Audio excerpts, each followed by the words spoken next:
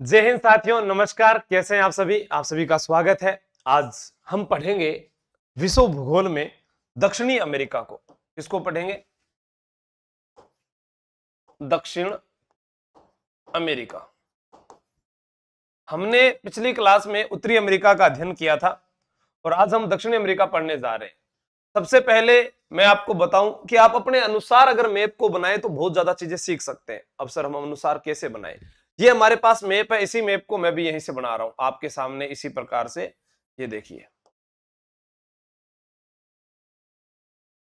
यानी ये मैंने मैप बना दिया, सेम ऐसा लगभग मिला जुला है। अब हमें सबसे पहले क्या करना है? सबसे पहले हमें बनानी है एंडीज पर्वत श्रृंखला। उससे पहले दक्षिणी अमेरिका नाम सुनते ही हमारे दिमाग में 5 ए आने चाहिए। ए आशु सर, ए आ जाओ, ए आ जाओ। ये लो, कितने ए आए? 5 ए आए। अब इसके अंदर क्या याद रखना है कि आपको मैं बता देता हूं। यहां पर आप एक क्षेत्र अपने इस प्रकार से बनाते हैं कि सर ये वाला जो क्षेत्र है ये हो गया ब्राजील। क्या हो गया? ब्राजील। ठीक है, ब्राजील में यहां पर आप बनाओगे रियो डी जेनेरिया। पृथ्वी सम्मेलन हुआ था ना पहला, इसी के पास आप ऐसे बनाओगे साओ पोलो। Sao Paulo. बहुत बढ़िया सर, क्या बात है। अब अपने यहां पर इस प्रकार, यहां से इस प्रकार से ये इस प्रकार से बढ़ाते बढ़ाते अपने बनाते हैं। इसको क्या कहेंगे सर? इसको कहेंगे एंडीज पर्वतमाला। एंडीज पर्वतमाला। समझ में आ रहा है? बिल्कुल आ रहा है, क्यों नहीं आएगा? इतना अच्छा समझाओगे तो आएगा ना। अभी हमसे पूछा जाए यहां ऊपर की तरफ, ये मैंने बनाया यहां पर पेरू। क्या बनाया? पेरू। और पेरू के बाद में मैं अगर कहूं कि हाँ बिल्कुल, पेरू के बाद में अपने यहां पर एक क्षेत्र में लिख देता हूं चिली। चिली। पेरू और चिली के बीच में यहां पर मैंने बना दिया टिटिकाका। टिटिकाका झील है, एग्जाम में पूछी जाती है। फिर हमसे पूछा जाए कोई शहर तो यहां पर अपने बनाते हैं एक इक्वाडोर। इक्वाडोर। और ये बना देते हैं कोलंबिया। कोलंबिया। ये वाला क्षेत्र हमारा कोलंबिया आ जाएगा। ठीक है, अब यहां पर अपने एक नदी बहाते हैं। कौन सी नदी बहाओगे? अमेजन नदी। कौन सी नदी है? ऐसे अपने ये एक नदी बहा देते हैं। ये लो, ये एक नदी बहा दी हमने, इसमें पानी जा रहा है। ये हो गई हमारी अमेजन नदी। यहां पर अपने वेनेजुएला। वेनेजुएला जैसा आप इस चित्र में देख रहे हैं वैसा ही आप यहां पर देख रहे हैं। तो पेरू और चिली के मध्य क्या है? टिटिकाका झील है। और यहां पर अपने इस क्षेत्र के अंदर बनाए अर्जेंटीना है। क्या है? यहां पर मैंने ये एक क्षेत्र बनाया और मैं यहां लिख देता हूं, ये जो क्षेत्र है ये क्या है? अर्जेंटीना है। क्या है? अर्जेंटीना है, बिल्कुल। तो यहां पर आ गया ब्राजील, आ गया अमेजन नदी, आ गई है यहां पर टिटिकाका झील, आ गई है एंडीज पर्वतमाला, Argentina, Rio de Janeiro, São Paulo आ गया हमारे पास में। तो मुख्य मुख्य जो चीज है यहाँ की वो हमारे पास आ गई है। अब यहाँ पर पंपास घास के मैदान होते हैं, वो आपसे पूछे जाए तो वो यहाँ पर अपने पास में आएंगे। यहां लिख सकते हैं अपने पंपास। ठीक है, पंपास। और पंपास के पास में यहां पर अपने पास में आता है हाँ पेटागोनिया का मरुस्थल। क्या आता है? पेटागोनिया का मरुस्थल आता है। पेटागोनिया मरुस्थल। पेटागोनिया मरुस्थल। अब इस मैप को अपने दिमाग में सेट करते हैं अपने। मैं कहूं, देखो आपको यह भी बता देता हूं यहां पर उर्गवे भी आता है। ठीक है, उर्गवे। अभी अपने दिमाग में सेट कर लेते हैं इसको, कैसे याद करना है कैसे याद नहीं करना है। बोल्विया का पठार भी यहीं पर है, अपने सारी चीजें पढ़ते हैं बिल्कुल। हाँ, अभी कैसे याद करना? देखो अपने दिमाग में बिठाया हमने कि हमने एक दक्षिण अमेरिका मैप के बारे में पढ़ रहे हैं। इस मैप के ऊपर अपने ऐसे याद कर सकते हैं कि पनामा नहर भी आती है। जी बिल्कुल याद है। इसके अंदर से एक मकर रेखा गुजरती है, तो अपने इसे याद कर सकते हैं कि मकर रेखा भी इसके अंदर से गुजरती है। भूमध्य रेखा जो है वो अपने को याद रखना है, ये दक्षिणी गोलार्ध में है, ये भी आपको बात याद पता होना चाहिए। किस गोलार्ध में है? दक्षिणी गोलार्ध। ठीक है, तो एक बार आप इसको नोट कर लीजिएगा, क्लास नोट कराओ।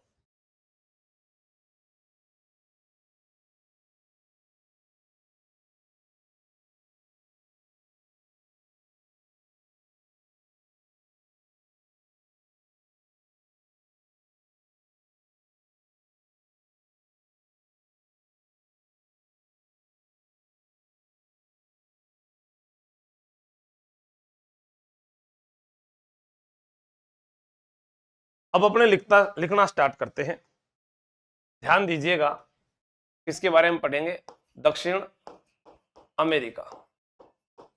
एक चीज तो आपके दिमाग में आई होगी, क्या? इधर ब्राजील का पठार है, अच्छा, इधर अर्जेंटीना है, अच्छा, ये एंडीज पर्वतमाला है, ये पेरू है, ये चिली है, बीच में टिटिकाका झील है, यहां कोलंबिया बना हुआ है, अरे सर यहां पंपास है। ऐसे दिमाग में चलना चाहिए। इधर ब्राजील का पठार है, रियो डी जेनेरिया, उसके नीचे साउ पोलो है।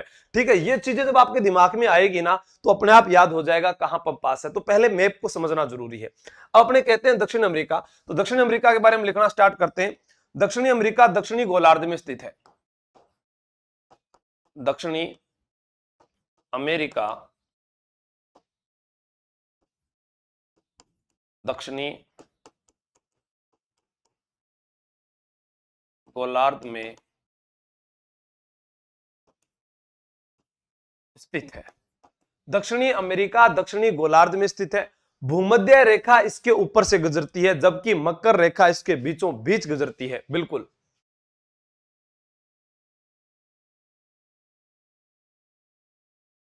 भूमध्य रेखा इसके ऊपर से गुजरती है।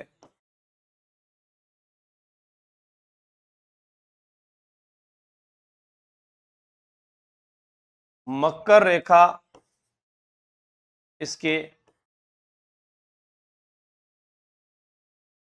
बीचों बीच से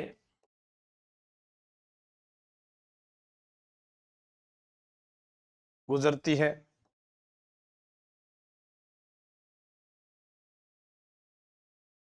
दक्षिण अमेरिका उष्णकटिबंधीय क्षेत्र में आता है। उष्ण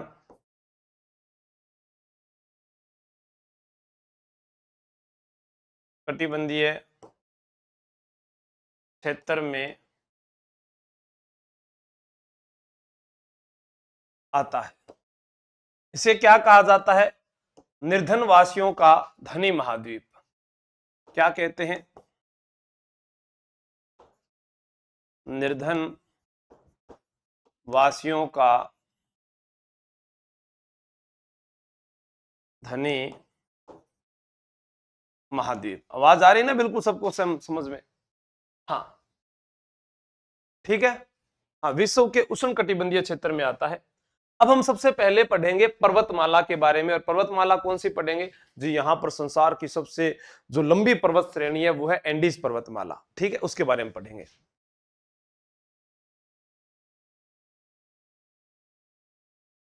पर्वतमाला, पर्वतमाला में हमारे पास में नंबर 1 पर कौन सी आएगी? एंडीज पर्वतमाला। एंडीज पर्वतमाला क्या है? संसार की सबसे लंबी व सतत पर्वतमाला है। हाँ,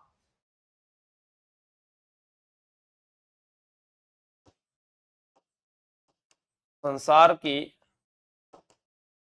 सबसे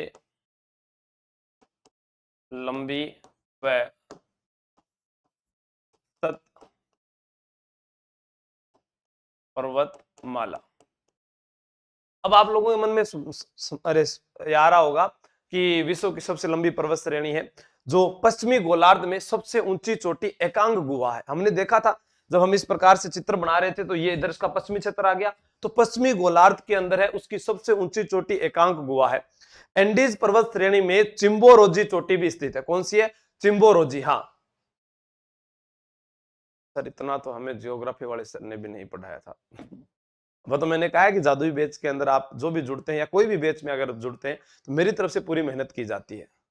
हाँ बिल्कुल ठीक है। अब अपने से प्रश्न क्या पूछेगा कि दक्षिणी अमेरिका की सबसे ऊंची पर्वत चोटी कौन सी है? दक्षिण अमेरिका की सबसे ऊंची पर्वत चोटी। अब इसमें आपके दो कमेंट आ रहे हैं, एक कह रहा है कि एकांक गुहा है, एक एकांक ह्यूमा है। तो एकांक गुहा जो है वो आपको पहले नंबर पर रखनी है। क्या रखनी है? एकांक गुहा। और दूसरी है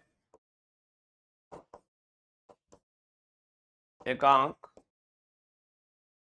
ह्यूमा। अब ये जो एकांक गुहा है ये किसमें? पश्चिमी गोलार्ध में स्थित है। पश्चिमी गोलार्ध में स्थित है, ये आपको याद रखना है। पश्चिमी गोलार्ध की सबसे ऊंची चोटी, तो अपने कह सकते हैं दक्षिण अमेरिका की सबसे ऊंची पर्वत चोटी में सबसे पहले कौन सी आ रही है? एकांक गुहा आ रही है। जबकि यहां पर मैंने बताया आपको कि एंडीज पर्वत श्रेणी में ही चिम्बोरेजी चोटी भी है, यहां पर कोटोपेक्सी भी है, यहां पर अलग अलग जो है अपने कहें कि उनको सक्रिय ज्वालामुखी है, उनको अपने अलग से पढ़ेंगे। ठीक है। हाँ चिम्बोरेजी जो है वो पृथ्वी जो है, पृथ्वी के केंद्र से सर्वाधिक दूर है। नेक्स्ट अपने पढ़ते हैं नदी के बारे में।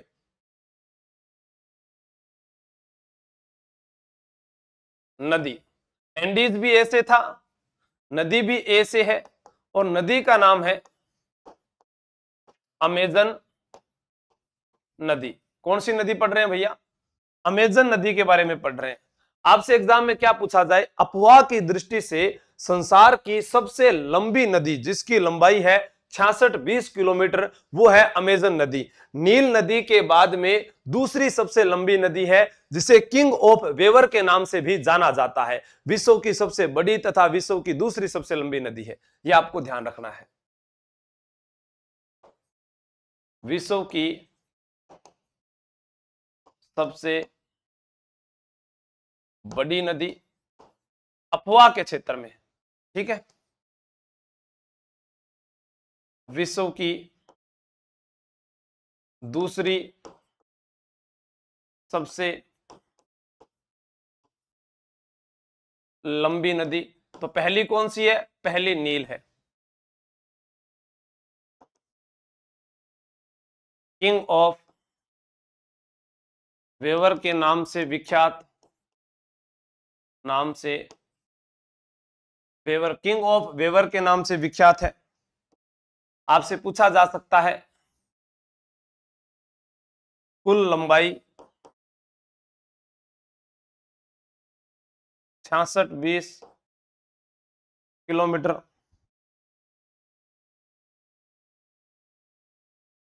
दक्षिण अमेरिका की सबसे लंबी नदी है। दक्षिणी अमेरिका की सबसे लंबी नदी है। हाँ, इस नदी के बेसिन में सेलवास नामक वर्षावन स्थित है। बिल्कुल।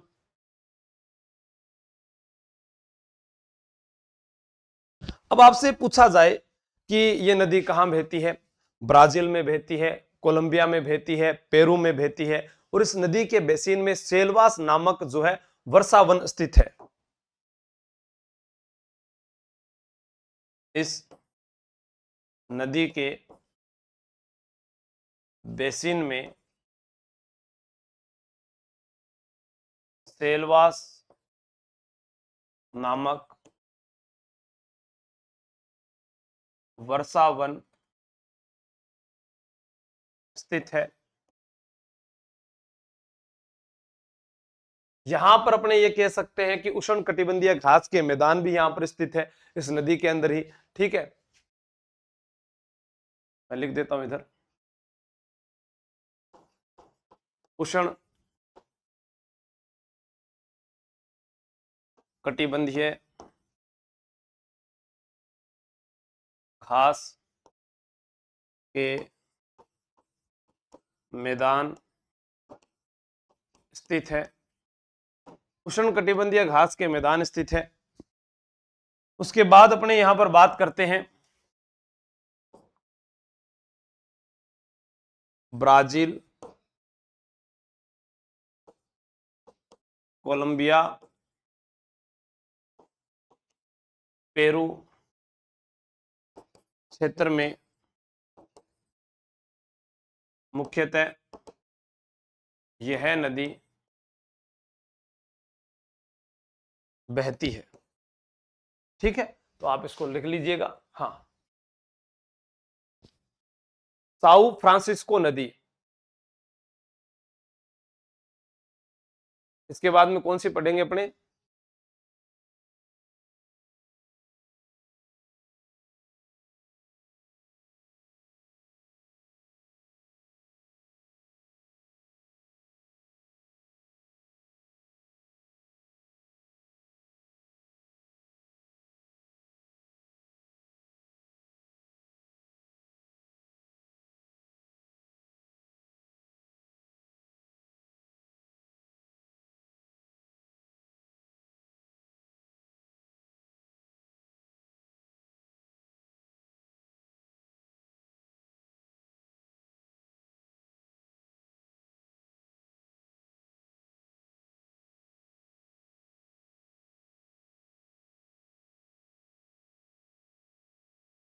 अब अपने पढ़ते हैं नंबर 2 पर, एक नदी आती है ओरिनोका।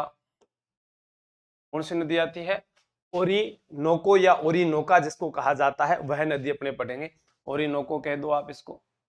ठीक है, ओरिनोको नदी। इस नदी से क्या प्रश्न पूछे जा सकते हैं? तेल के भंडार जो है वो इस नदी में पाए जाते हैं।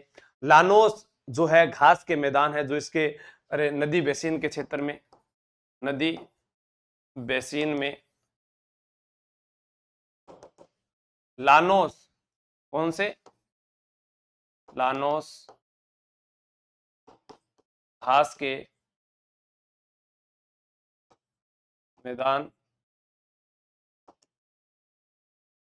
स्थित है। नदी बेसिन में लानोस घास के मैदान स्थित है। उसके अलावा आपसे प्रश्न पूछा जाए कि ओरिनुको नदी के अंदर, तो मैं आपको बताऊं यहां तेल के भंडार पाए जाते हैं। क्या पाए जाते हैं? तेल के भंडार पाए जाते हैं। तेल के भंडार पाए जाते हैं। इसकी सहायक नदी केरू है। इसकी सहायक नदी केरू है। ठीक है, केरून केरू इसको कहा जाता है। केरू की सहायक नदी पर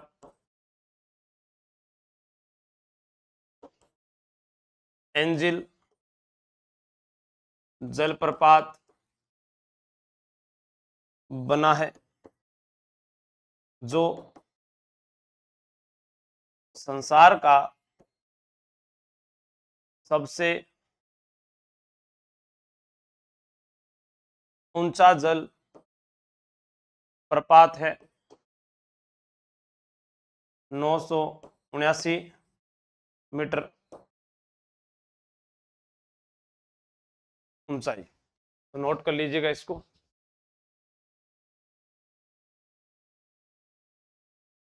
नेक्स्ट पढ़ेंगे साउ फ्रांसिस्को नदी। साउ फ्रांसिस्को नदी 3 नंबर कौन सी है? साउ फ्रांसिस्को नदी। इसे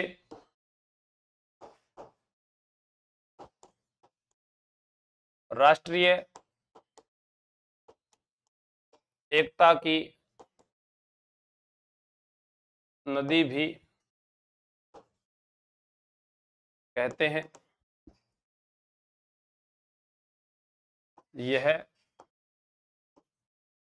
मुख्यतः ब्राजील क्षेत्र में बहती है। ब्राजील की राजधानी क्या है? कमेंट कर सकते हैं आप कि ब्राजील की राजधानी जो है रियो डी जेनेरिया है। अब इसके बाद नई अपनी नदी कौन सी पढ़ेंगे? प्राणा नदी पढ़ेंगे। कौन सी पढ़ेंगे? प्राणा नदी।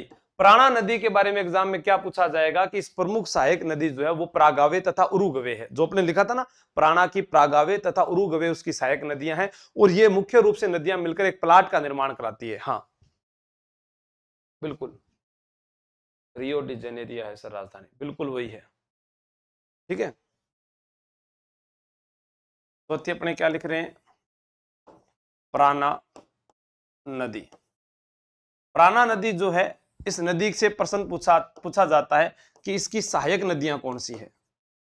सहायक नदियां तो हमने लिखा था उरुगवे। क्या लिखा था?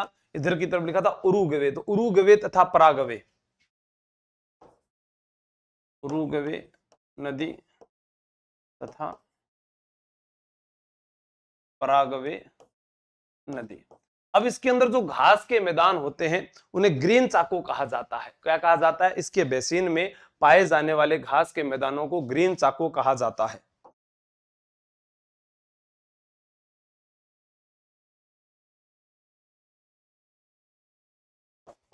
घास के मैदानों को ग्रीन चाको कहा जाता है। क्या कहा जाता है? ग्रीन चाको कहा जाता है। प्रागवे ब्राजील सीमा क्षेत्र पर है। यहां पर एक इतायु बांध भी बना हुआ है। विश्व का दूसरा सबसे बड़ा जल विद्युत उत्पादन करने वाला बांध है। कौन सा है? इताइपू। ठीक है, प्रागवे में है, ये ध्यान रखना। प्रागवे जो नदी है, इस प्रागवे ब्राजील सीमा क्षेत्र पर एक जो बांध है उसका नाम है इताइपू, जो विश्व का दूसरा सबसे बड़ा जल विद्युत उत्पादन करने वाला बांध है। प्राणा नदियां कहते हैं। कई जगह नाम लिखा हो सकता है, आपने पढ़ा हो, प्राटा पढ़ा हो, पलाना पढ़ा हो, पलाना पढ़ा हो, कोई अलग अलग हो सकता है। ठीक है, नोट लगा के लिखना ये बात। प्रागवे ब्राजील सीमा क्षेत्र पर इता इपू बांध बना है। इता इपू बांध बना है। कौन सा बना है? इता इपू बांध बना हुआ है। कौन सा बांध बना हुआ है? इता इपू बांध बना हुआ है, यह आपको याद रखना है। यह विश्व का दूसरा सबसे बड़ा, किसका है? विश्व का दूसरा सबसे बड़ा जल विद्युत उत्पादन करने वाला बांध है। आपसे पूछा जाए विश्व का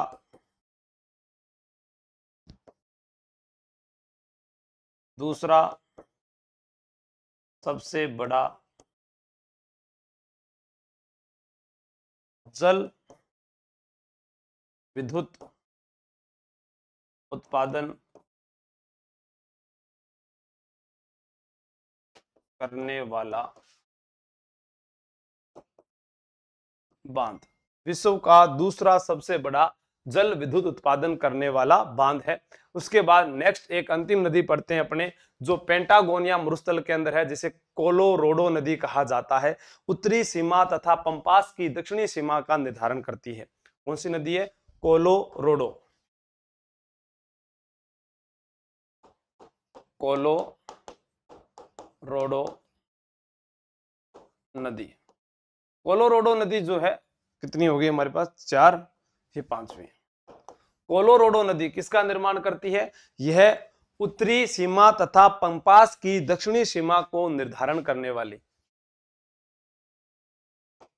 उत्तरी सीमा तथा पंपास की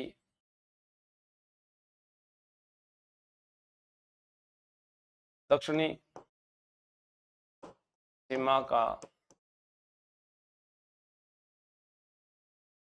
निर्धारण करने वाली, उत्तरी सीमा तथा पंपास की दक्षिणी सीमा का निर्धारण करने वाली। उसके बाद आपसे प्रश्न पूछा जाए कोलोराडो नदी, ये पेंटागोनिया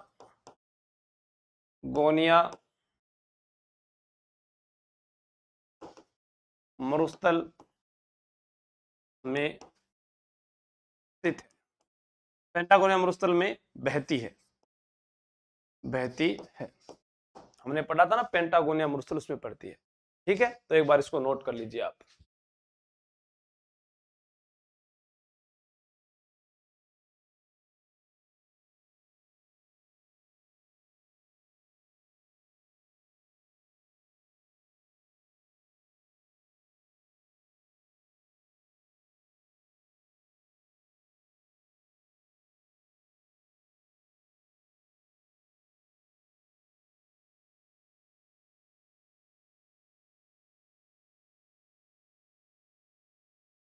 अब अपने पढ़ते हैं एंजिल जल प्रपात। एंजिल जल प्रपात, इसकी खोज 1930 ईस्वी में जिमी एंजिल द्वारा की गई। यह संसार का सबसे ऊंचा वाटरफॉल है, सबसे ऊंचा जल प्रपात है, संसार का सबसे ऊंचा जल प्रपात है। इसकी लंबाई 979 मीटर है, ऊंचाई सॉरी, इसकी ऊंचाई।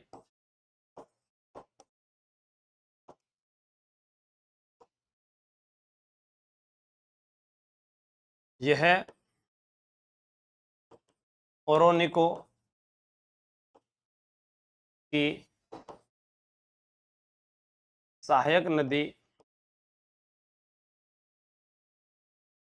केरू पर बना है।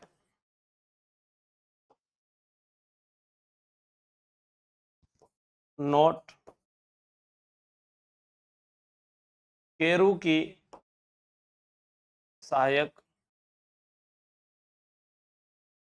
चूरण नदी पर भी बना बताते हैं। आप दोनों लिख सकते हैं, ये भी बताया गया है, ये भी बताया गया है। ठीक है, फिर आता है हमारे पास में एक मरुस्थल जिसका नाम है आटाकामा मरुस्थल। संसार का सबसे शुष्क मरुस्थल है, पेरू तथा चिली के अंदर बसा हुआ है। ठीक है, आटाकम याद मत रख लेना, आटाकामा है, आटाकामा मरुस्थल संसार का सबसे शुष्क मरुस्थल। कहां कहां पर है ये? पेरू तथा चिली में, पेरू तथा चिली, पेरू तथा चिली के अंदर है। ठीक है, गर्म मरुस्थल आप कह सकते हो इसको, शुष्क मरुस्थल कह सकते हो, गर्म मरुस्थल कह सकते हो। ठंडा मरुस्थल वो पेंटागोनिया है, पेंटागोनिया। ठीक है, पेंटागोनिया कौन सा है वो भी लिख देता हूं यहां, पेंटागोनिया। पेंटागोनिया जो है, पेंटागोनिया मरुस्थल, ये कौन कौन सी सीमा पर है बताओ? अर्जेंटीना के अलावा कौन सी सीमा है भाई? अर्जेंटीना तो है, इसके अलावा जहां पेरू और चिली, तो चिली व अर्जेंटीना में स्थित है, चिली व अर्जेंटीना में स्थित है। कहां पर है? चिली व अर्जेंटीना में, चिली व अर्जेंटीना में स्थित, चिली व अर्जेंटीना में स्थित है। यह दक्षिणी अमेरिका का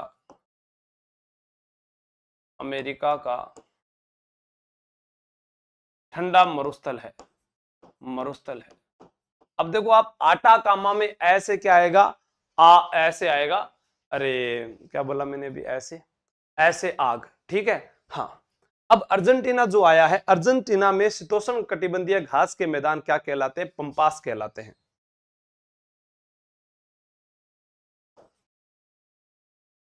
या मैं ऐसे लिख दूं पंपास।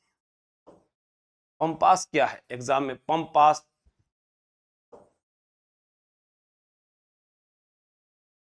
अर्जेंटीना में स्थित घास के मैदान क्या कहलाते हैं, पंपास कहलाते हैं, अर्जेंटीना में स्थित घास के मैदान। उसके बाद हमसे प्रश्न पूछा जाए तो यहां पर एक झील आती है, जिस झील का नाम है टिटीकाका झील। क्योंकि नदियों के बारे में तो हमने पढ़ ही लिया, अब हम झीलों के बारे में थोड़ा सा पढ़ते हैं।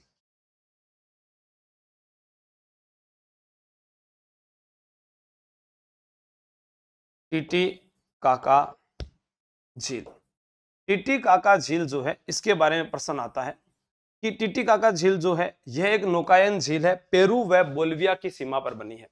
पेरू व बोलिविया की सीमा पर बनी हुई संसार की सबसे ऊंची व मीठे व ताजा पानी की झील है, ठीक है। हाँ, पेरू बोलिविया से दक्षिण अमेरिका की सबसे तथा बड़ी झील होती है। नौकायन झील भी इसको कहते हैं, मैं आपको बता चुका हूं। तो सबसे पहला प्रश्न क्या आएगा, यह एक नौकायन झील है, यह एक नौकायन झील है। दूसरा, पेरू व बोलिविया की सीमा पर स्थित है। उसके अलावा तीसरा प्रश्न हमारे पास क्या बनेगा, ये एक नौकायन झील है, पेरू व बोलिविया की सीमा पर स्थित है, संसार तथा अमेरिका की सबसे ऊंची व ताजे मीठे पानी की झील है, ताजे व मीठे पानी की झील है। ये आपको याद रखना है, टिटीकाका झील है, ठीक है। इसके अलावा और यहां पर कौन सी झील है उसके बारे में बात करते हैं अपने।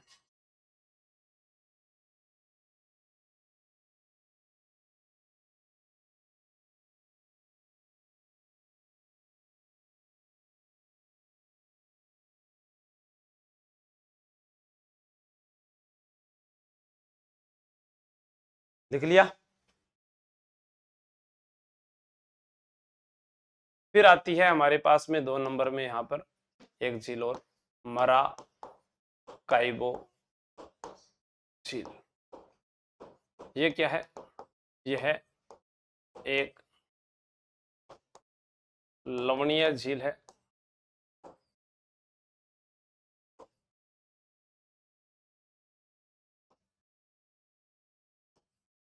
तेल के भंडार उपलब्ध है और वेनेजुएला की जो खाड़ी है, उस खाड़ी में एक तलबाजो जल संधि इस झील को जोड़ती है, ठीक है, याद रखना। कौन जोड़ती है, वेनेजुएला की खाड़ी से तलबाजो जल संधि जोड़ती है। वेनेजुएला की खाड़ी से तलबाजो जल संधि जोड़ती है। इसके अलावा यहाँ के हम कुछ जो शहर है उनके बारे में बात करते हैं, जैसे ब्राजील शहर। अब मैं आपको एक एक शहर के बारे में बताता हूं ताकि आपको पता चले कि संसार का सबसे कौवा उत्पादक के अंदर जो है नाम आता है वो कौन से शहर का आता है, ब्राजील का आता है। कौवा के मैदान क्या कहलाते हैं, फजेंडा कहलाते हैं। साओ पोलो क्या है, कौवा मंडी के रूप में विख्यात है। विश्व में ब्राजील की राजधानी रियो डी जेनेरिया है, उसके बारे में अपने बात करते हैं। तो एक बार इसको आप नोट कर लें और आगे चलें ब्राजील के बारे में। किसके बारे में पढ़ेंगे अब, ब्राजील। अब आप मुख्य शहरों के बारे में पढ़ेंगे एक एक, और एक एक जानकारी आपके लिए बहुत ही महत्वपूर्ण रहेगी। जैसे यहां से प्रश्न आते ही आते हैं कि संसार का सर्वाधिक कौवा उत्पादक देश ब्राजील है। हाँ, पहला प्रश्न, संसार का, जब तक खत्म ना हुए, संसार का सबसे संसार का सर्वाधिक कौवा उत्पादक देश, कौवा उत्पादक देश।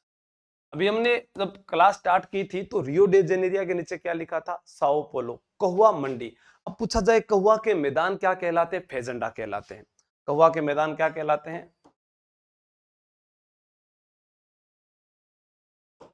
कौवा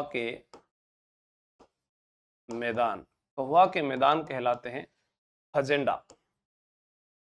क्या कहलाते हैं, फजेंडा। ठीक है, ऐसे ही आपको याद रखना है कौवा मंडी किसे कहा जाता है, साओ पोलो। किसे कहा जाता है, साओ पोलो को कौवा मंडी के रूप से जाना जाता है। ठीक है,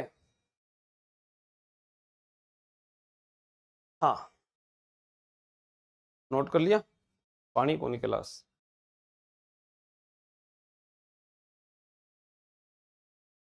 दक्षिण अमेरिका का सबसे बड़ा नगर है। फिर प्रश्न पूछा जाए, संसार का एकमात्र ऐसा देश है ब्राजील जहां से भूमध्य रेखा और मकर रेखा दोनों ही गुजरती है। ठीक है, संसार का एकमात्र ऐसा देश ब्राजील है जहां से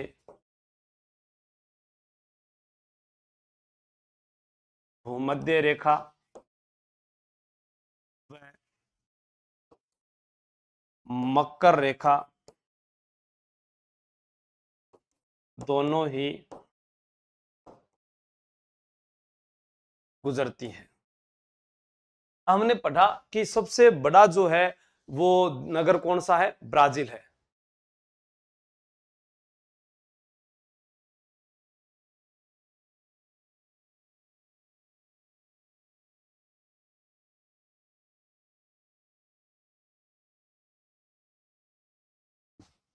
सर कब तक क्लास चलेगी, एक तो क्लास चाल है जब तो थे यहाँ को भी चाल है, को नहीं चलती है जब आपको फिर प्रॉब्लम होने लग जाती है, क्या बताऊं मैं।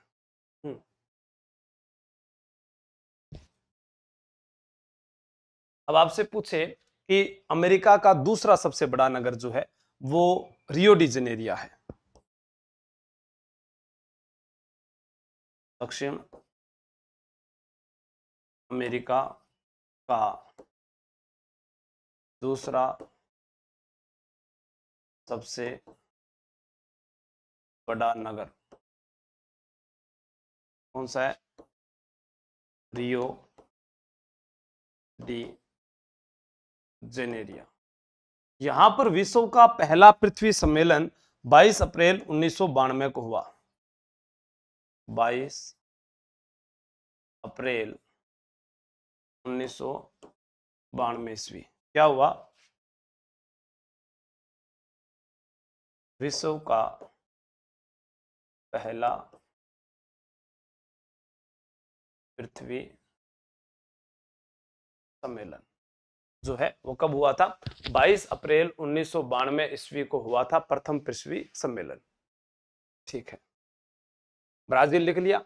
अब यहां का एक देश है बोल्विया।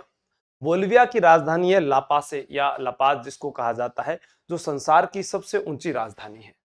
ठीक है, एक बार इसको नोट कर लो आप। मैं पानी पी।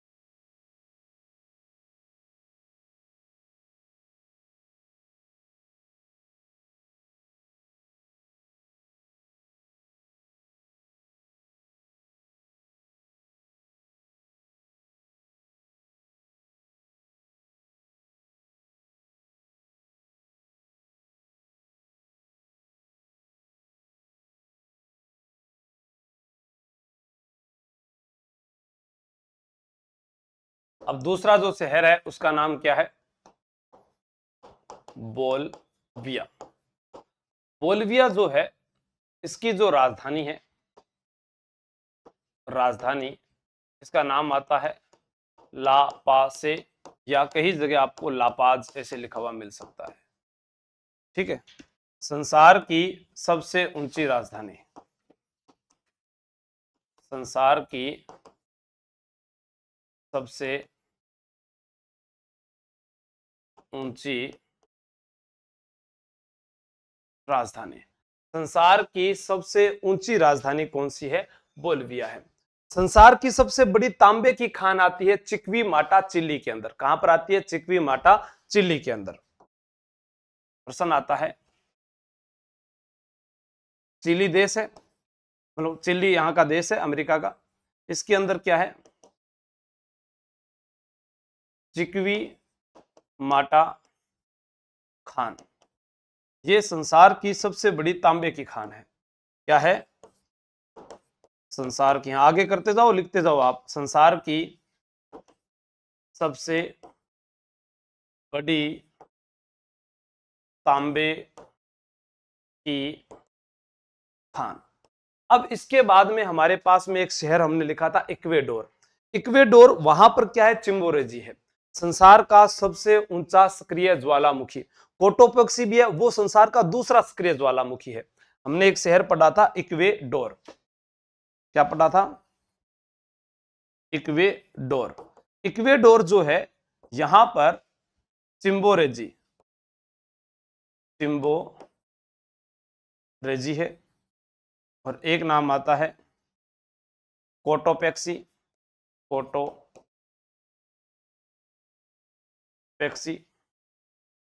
ठीक है, चिम्बोरेजी संसार का, कोटोपेक्सी जो है वो संसार का सबसे ऊंचा सक्रिय ज्वालामुखी है, संसार का सबसे ऊंचा सक्रिय ज्वालामुखी, और ये है कोटोपेक्सी। दूसरा सर्वाधिक सक्रिय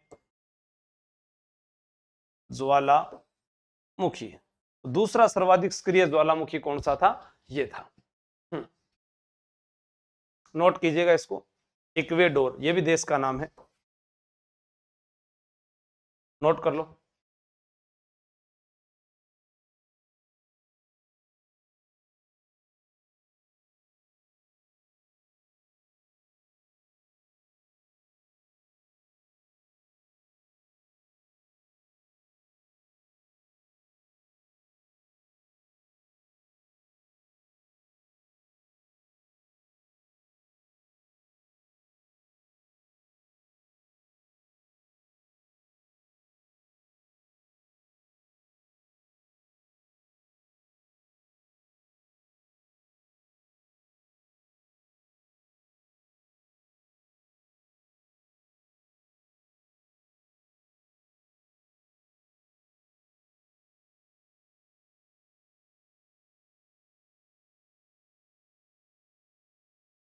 अब हमसे पूछा जाए दक्षिण अमेरिका के पठार। दक्षिण अमेरिका के पठार में हमारे पास में एक नाम आता है गुयाना का पठार।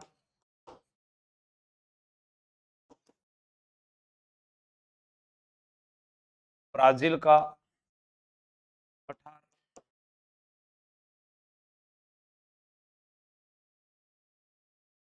बोलिविया का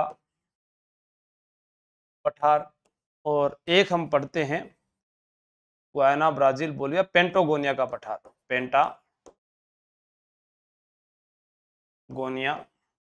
का पठार। अब देखो, जो पठार क्षेत्र होता है वहां से खनिज मिलने की संभावना रहती है। जैसे मैं कहूं कि गुयाना का पठार है, वहां पर बॉक्साइट है, सोना है, हीरा है, यहाँ पर ओरिनिको की सहायक नदी का उद्गम होता है। ठीक है, तो जैसे गुयाना का पठार, यहाँ पर क्या मिलेगा, बॉक्साइट, बॉक्साइट, सोना, हीरा, लोहा, खनिज, ये मिलेंगे। लेकिन जो ब्राजील का पठार है, कौन सा पठार है, ब्राजील का पठार, वो तो मुख्यतः सिर्फ लोहे के लिए तो जाना जाता है। तो ब्राजील का पठार जो है वो किसके लिए आ गया, लोहे के लिए जाना जाता है। हाँ ठीक है ना, ब्राजील का पठार किसके लिए है, लोहे के लिए है मुख्यतः, आपको ये ध्यान रखना है। और यहां से अपने कह दें कि जो अपने फ्रांसिस्को नदी है, प्राणा नदियां हैं, उनका उद्गम जो है ब्राजील के पठार से ही होता है। उसके अलावा नेक्स्ट जो आता है हमारे पास, बोलिविया का पठार आता है। कौन सा पठार आता है, बोलिविया का पठार आता है। तो यहां पर मुख्यतः खनिज लोहा है। क्या है, लोहा। और उसके बाद नेक्स्ट हमारे पास में कौन सा आ गया, बोलिविया का पठार आ गया। कौन सा पठार आ गया है, बोलिविया का पठार आ चुका है। ठीक है ना, बोलिविया का पठार। बोलिविया के पठार में शुष्क परिस्थितियां पाई जाती है। कैसी पाई जाती है, शुष्क परिस्थितियां जो होती है वो यहाँ पर बोलिविया के पठार में पाई जाती है। यहाँ पर साल्ट यानी जो यूनी नामक था साल्ट पेन स्थित है। ठीक है, टिन है, टंगस्टन है, वो सारे के सारे यही हैं। कितनी देर तक चलेगी, अभी बस खत्म कर दें थे को। तो यहां पर जो है टिन व टंगस्टन, टिन व टंगस्टन। टंगस्टन राजस्थान में कहां पर होता है आपको पता ही, अभी पूछा गया था बीएसटीसी एग्जाम में कि हमारे से क्या पूछा गया है, टिन व टंगस्टन, और क्या टंगस्टन राजस्थान में रेवत, डेगाना, नागौर। ठीक है ना, डेगाना भाकरी। यहां पर शुष्क परिस्थितियां हैं, शुष्क परिस्थितियां हैं। तो लास्ट हमारे पास जो पठार बच गया वो कौन सा है, पेंटागोनिया का पठार है। पेंटागोनिया का पठार किसकी सीमा पर है, चिली तथा अर्जेंटीना में ये स्थित है। ये एक मरुस्थल है, ठंडा मरुस्थल है, दक्षिण अमेरिका का सबसे बड़ा मरुस्थल है। ठीक है, ये भी आपको ध्यान रखना है। पेंटागोनिया वैसे आपसे मरुस्थल पूछा जाए तो दक्षिण अमेरिका का, मैं नोट लगा के लिख देता हूं।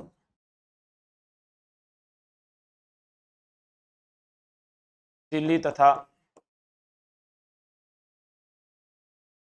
अर्जेंटीना में स्थित है।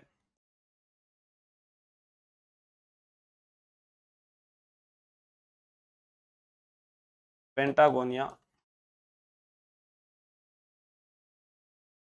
दक्षिणी अमेरिका का सबसे बड़ा मरुस्थल है। तो नोट कर लीजिए, पठार सारे आपके पास में आ गए हैं।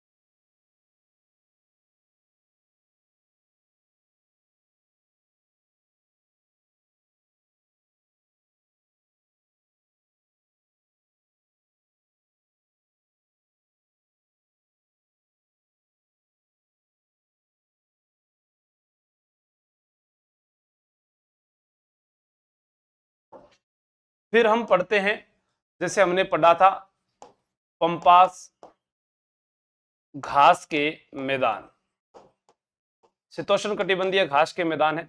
इनके अंदर एक अल्फाफा घास पाई जाती है। कौन सी घास पाई जाती है, अल्फाफा, अल्फाफा घास पाई जाती है। अल्फाफा घास पाई जाती है। अर्जेंटीना के अंदर ये स्थित है, ब्राजील के अंदर ये स्थित है, उरुग्वे में स्थित है। पंपास घास के मैदान आपसे अगर 3 क्षेत्र पूछ ले, पहले हमने अर्जेंटीना लिखा था, उसके अलावा अन्य कहां कहां पर है ये? अर्जेंटीना, ब्राजील, उरुग्वे में स्थित है।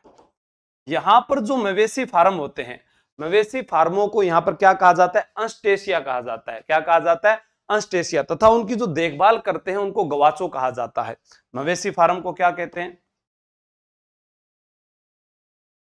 यहां पर स्थित मवेशी फार्म से क्या कहते हैं? अंस्टेशिया। क्या कहते हैं? अंस्टेशिया कहा जाता है। और देखभाल करने वालों को, देखभाल करने वालों को गवाचो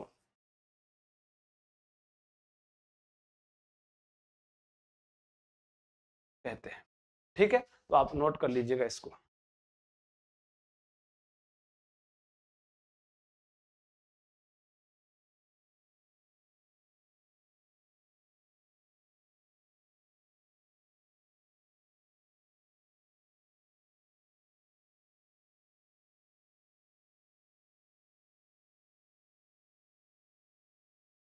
एक अपने यहां पर आता है पश्चिमी,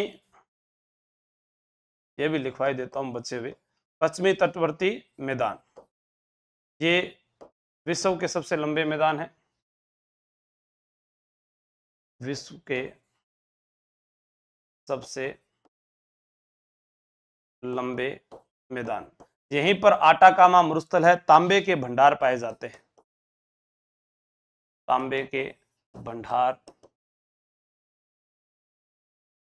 आटाकामा जो संसार का सबसे शुष्क मरुस्थल है, गर्म मरुस्थल आटाकामा मरुस्थल। सर्वाधिक तो सहारा है, लेकिन दक्षिणी अमेरिका का तो सबसे वही आ जाएगा ना। हाँ, नाइट्रेट फॉस्फेट की मात्रा यहाँ पर सर्वाधिक होती है इनके अंदर। ठीक है, नाइट्रेट फॉस्फेट की मात्रा सर्वाधिक। तो आज हम दक्षिण अमेरिका में इतना ही पढ़ेंगे, उसके बाद अपने नए महाद्वीप के बारे में पढ़ेंगे। तो धन्यवाद, आप सभी इसको नोट कर लीजिए एक बार।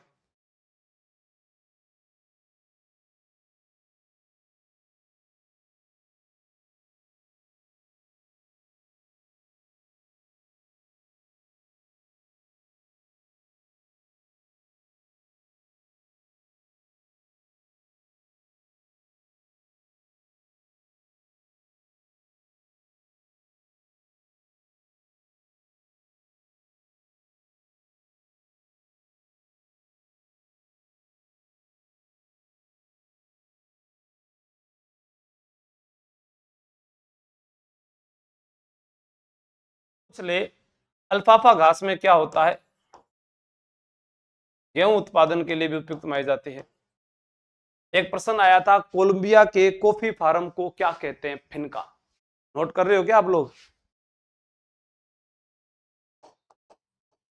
कोलंबिया के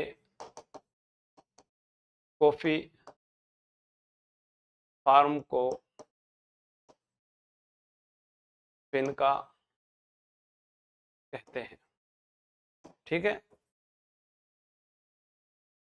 अभी आप लोग मुझे बता सकते हैं 9509057807। आप तैयारी कर लो ऐप से, ऑनलाइन तो जिला दर्शन की बुक आप ऑर्डर कर सकते हैं। आपको कोई समस्या आ रही है तो आपके विश्व भूगोल की क्लास चल रही है लाइव, राजस्थान भूगोल आपका चल रहा है, राजस्थान इतिहास सॉरी, और भारतीय इतिहास की क्लास आपकी लाइव चल रही है। बाकी मैंने आपको अपलोड करवा दिए हैं। करंट का आपको 25 नंबर का ऐसा मैटर करवा दूंगा जिससे आपके नंबर आ जाएंगे। बाकी देखो 151 रुपया में थे, लोग लाख लाख रुपया देकर तैयारी करने ला रहे हैं। मैं मेरी कोशिश है था कम रुपया में इतनी सारी सुविधा उपलब्ध करवाऊं। सारा कोई और भी साथी बचेड़ा है तो बन ज्यादा थे कहो कि आपने बेस में जुड़े ताकि वे जल्दी ही कामयाब हो जाए। धन्यवाद, जय हिंद, जय भारत। कोई कमी हो तो आप मुझे इस पर व्हाट्सअप करके बताना। Thank you.